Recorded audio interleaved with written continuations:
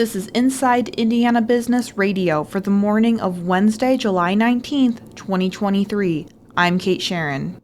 The Mishawaka City Council took steps Monday night to advance the second phase of a multi-million-dollar apartment complex, the Mill at Ironworks Plaza, at the city's Buter Park along St. Joseph River. The Mill is a project city officials say checks all the boxes they've long looked for in a riverfront development. A mixed-use structure that's architecturally significant and pedestrian-friendly. The second phase project will feature 227 studio, one-bedroom, and two-bedroom apartments, leasing in the range of $1,100 to $2,000 a month.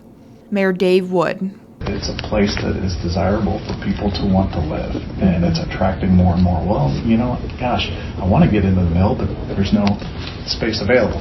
So that's why we're seeing the expansion.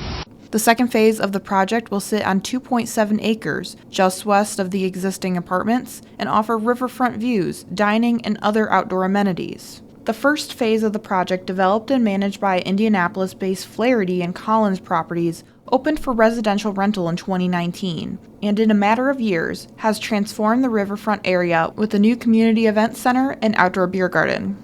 A new Fort Wayne neighborhood will officially cut the ribbon Wednesday to celebrate the completion of 250 new single-family rental homes. Developer Next Chapter Neighborhoods developed DuPont Meadows, a $57 million investment based on a popular concept in the southeastern United States.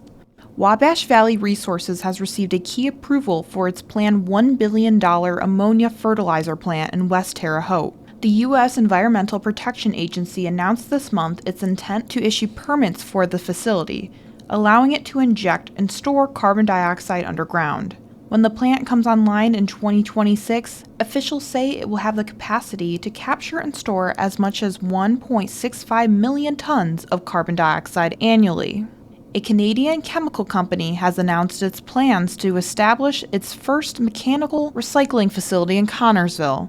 IIB's Alex Brown has more. Nova Chemicals Corporation said it will build out and equip a portion of a 1.7 million square foot facility, and the operation will process post-consumer plastic films that will be used to make new products such as packaging for food and drink, heavy-duty sacks, and shrink wrap. Details of the financial investment in the project are not being disclosed, but Nova Chemicals said it will create up to 125 jobs in the coming years.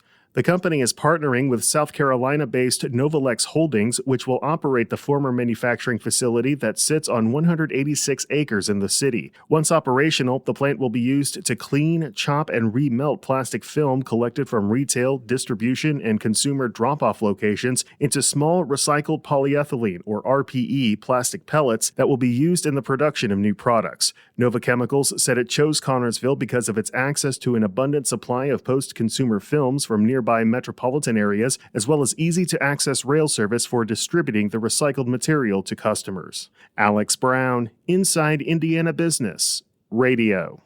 From the number one source for Indiana business news, this is Inside Indiana Business Radio.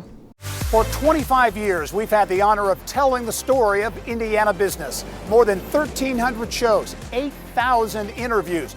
We've traveled from Valparaiso to Versailles, Fort Wayne to Fort Branch, and everywhere in between. And we are just getting started. Our team is passionate about Indiana business because your story is worth telling. Join us every week as we travel the state to bring you Indiana's story. Inside Indiana Business, 25 years and counting.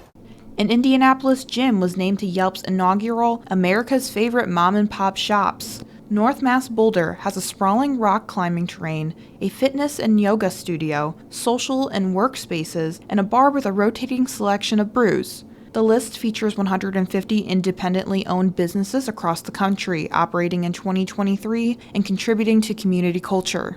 South Bend-based AM General has selected Grand Rapids, Michigan-based Plasan North America as a subcontractor to manufacture major subcomponents of the Joint Light Tactical Vehicles, or JLTVs. The contract is valued at $300 million over the next 5 years. AM General was awarded an initial $230 million contract in February from the Department of Defense to manufacture JLTVs, a heavily armored truck used by the U.S. military. The deal could be worth $8.6 billion over the next decade for more than 20,000 JLTVs and approximately 10,000 trailers.